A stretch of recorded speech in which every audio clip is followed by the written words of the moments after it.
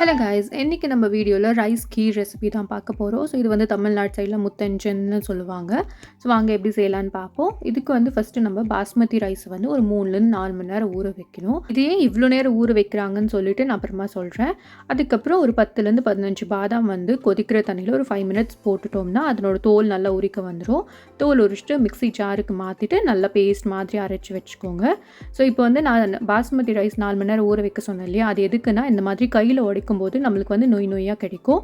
மிக்சியில் அரைச்சோம்னா ரொம்ப மையாக அரைஞ்சிரும். ஸோ அது வந்து டெக்ஸ்சர் அவ்வளோ நல்லா இருக்காது. ஸோ நம்ம கையிலே உடைச்சோம்னா பாயசத்தோட டெக்ஸ்சர் நல்லாயிருக்கும். இப்போ ஒரு பேனில் 1 லிட்டர் அளவுக்கு தண்ணி ஊற்றி கொதிக்க வைக்கணும்.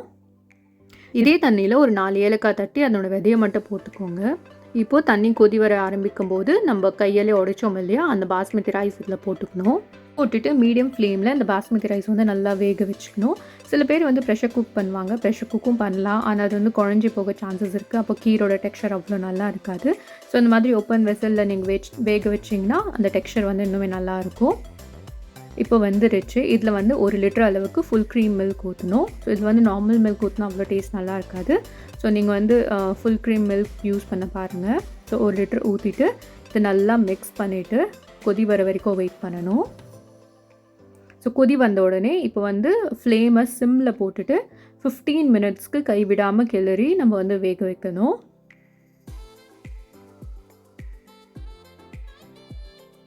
ஸோ கொஞ்சம் போரிங்கான ப்ராசஸ் தான். ஆனால் கீர் வேணும்னா நம்ம பண்ணி தானே ஆகணும். ஸோ கொஞ்சம் பேஷன்ஸாக ஒரு 15 மினிட்ஸ்க்கு இந்த மாதிரி கைவிடாமல் கிளறி நம்ம வேக வச்சோம்னா அடிப்பிடிக்காது. 15 மினிட்ஸ் ஆயாச்சு. சாதமும் பாலும் ஒன்றா வந்தாச்சு. இப்போ வந்து நம்ம 300 கிராம்ஸ் அளவுக்கு அன்ஸ்வீட்டன் கோயா போடணும்.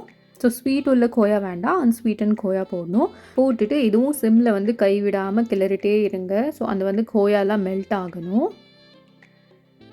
ஸோ ஒன்ஸ் கோயா மெல்ட் ஆகிடுச்சுன்னா நம்ம வந்து 300 கிராம்ஸ் அளவுக்கு சர்க்கரை இதில் போடணும். ஸோ 300 கிராம்ஸ்னால் கப்பில் வந்து ஒரு 1.25 1.5 கப்பு வரும். போட்டுட்டு இதுவும் நல்லா கலருங்க. ஸோ மிக்ஸ் பண்ணும்போது மேக் ஷுர் நீங்கள் வந்து சிம்மில் பண்ணுறீங்க, எல்லாம் அடிப்பிடிக்கும். ஸோ இப்போ வந்து இதில் என்ன பண்ணோம்னா 2 ஸ்பூன் கீயில் வந்து நெய்யில் பாதாம் வந்து பொடி பொடியாக கட் பண்ணி வறுத்து கொட்டிக்கணும். போட்டுட்டு மிக்ஸ் பண்ணுங்கள். ஸோ மிக்ஸ் பண்ணிவிட்டு இதில் நம்ம பாதாம் பேஸ்ட் பண்ணி வச்சுருந்தோம் இல்லையா, அது போடணும். போட்டுட்டு இதையும் நல்லா மிக்ஸ் பண்ணிக்கோங்க.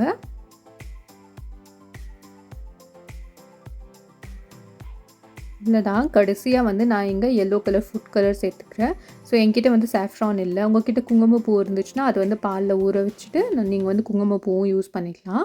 ஸோ இந்த கீர் வந்து மறுநாள் ஃப்ரிட்ஜ்லேருந்து எடுத்து சாப்பிட்டு பாருங்கள், அவ்வளோ டேஸ்டியாக இருக்கும். உங்கள் வீட்டில் ட்ரை பண்ணி பார்த்து எப்படி இருந்துச்சு எனக்கு கீழே கமெண்ட் செக்ஷனில் சொல்லுங்கள்.